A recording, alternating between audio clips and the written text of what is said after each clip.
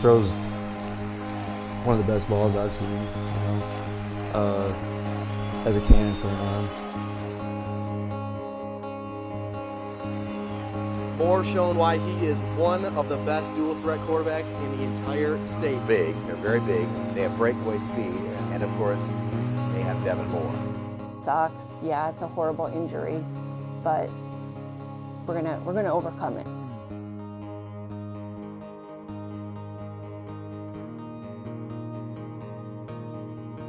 He was very active. He was really into, like, when he was real little, like Spider-Man and like action figures, and very imaginative and kind of just your typical boy. I mean, one time at a baseball game, he had his Spider-Man full outfit on, and the parents were making fun. I'm like, oh, Spider-Man. Oh, that's the real Spider-Man. And he actually walked up to me and said, Dad, I don't think they know it's me. You know, he thinks he's real Spider-Man. So he was really imaginative in that, but very active. Always was out in the driveway, doing things, sports related, anything. He's really protective of his sisters. You know, he's the oldest of three. He got two younger sisters, very protective of them. Anytime something, he feel like they are sad, he's the first one there for them. First one there to say, hey, it's okay. And I was around football my whole life, so I feel like that helped me stay focused. You know, with my dad, he was my high school football coach, so just seeing him be a high school football coach and, you know, watching him since I can remember was probably just, you know, the main thing that kept me focused. So I wanted to be a kick returner, I wanted to be a running back, just a guy that ran around the field. But he loved Devin Hester, and he wanted to always be a kickoff returner and punt returner. And one day at practice, it was my first ever practice, and they're like, hey, we're gonna see who can throw the farthest. And I just thought it was for fun, and I threw the farthest, and they're like, you're our quarterback. And I was like, dang. When Lonnie and Devin were traveling to different out-of-state, like, football camps and stuff, Devin always did really well in those. And so I kind of knew something, you know, he was not just average.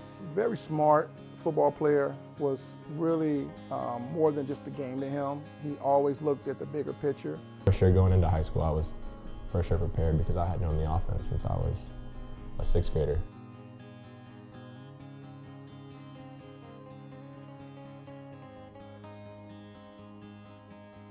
Quarterback run to the right.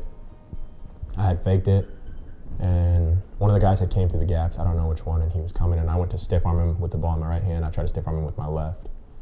So when I stiff armed him, I had got him off me, but he just fell right on my leg, and it broke it. And I didn't even know, really it was broke. I just was laying there. I was like, something don't feel right. But I was about to get up.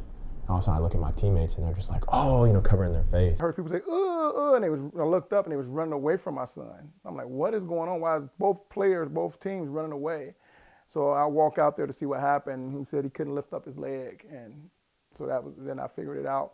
I knew something was going on, and then the press box coach told me, because I was right there, he's like, you need to go down on the field. At first it was more like, why me, you know, why another injury? But once he got over that, he really worked hard to recover. Going into my senior year, I would say I was ready to play, but watching my high school film now, I definitely don't think I was 100%. I was limping around a little bit.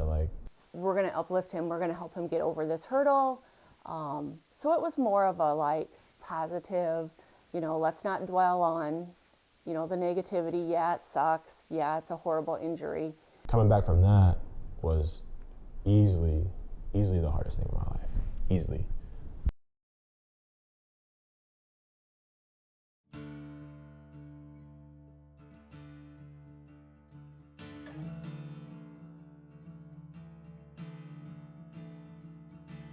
Being a D1 quarterback personally didn't come into, it really didn't cross my mind where I knew I was going to be a D1 quarterback until I got my first offer.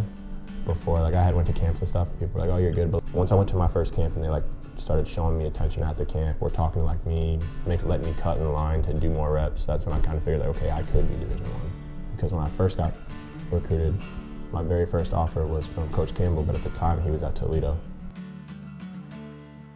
He went to Iowa State, he called me that night, and I think I was at Dick's Sporting Goods, with, I think it might have been just me, and I was buying some stuff for football.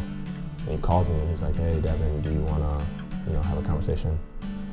So I didn't even buy anything. Whatever I was there to buy, I didn't buy. I just dropped it and went home. And I had told my dad probably 2 weeks before that, or a week before, I said, if he gets the job there, I'm going to commit there. And if he gets the job there, I'm going. My first practice there, I didn't really know what to expect. We had been up there for a summer, but it wasn't no practices or anything, so we just kind of had to learn the plays. We'd meet with coaches, and we would lift in the off season. So my first off season there, I felt like I got bigger, I got faster, I got stronger. So it was the last play of practice, and we were driving down to go score. We were doing kind of like a live period, but like I wasn't live, and they had 2 linebackers coming off the edge.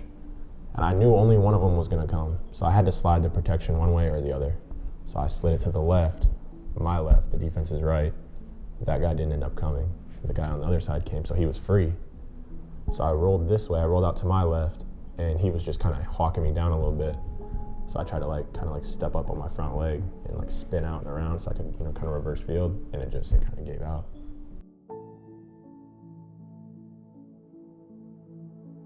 My phone rang and I saw that it was Devin, and I thought, well, this is weird, but whatever. So I answered it, and as soon as he started to say Mom, I knew something was wrong. Yeah, my wife, I saw her coming up to the field, and it was kind of weird for her to walk up in the middle of the camp up there, and I knew something wasn't right. The last time she broke up my practice is when my daughter was ready to be delivered. So that's when I knew. Emotionally, it was tough. It was tough. I had been through injuries before.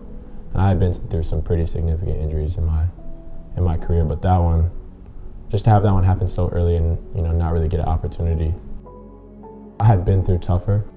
When your bones are broken, once you're out of the cast, you're pretty much good. When you tear your ACL, you're in a brace for a long time. We just talked about what was the next step, what did he need to do to get 100%, and whatever the doctors told him, it was like a race for him to do better than what the doctor said. I think at 5.5. Approaching 6, I got cleared.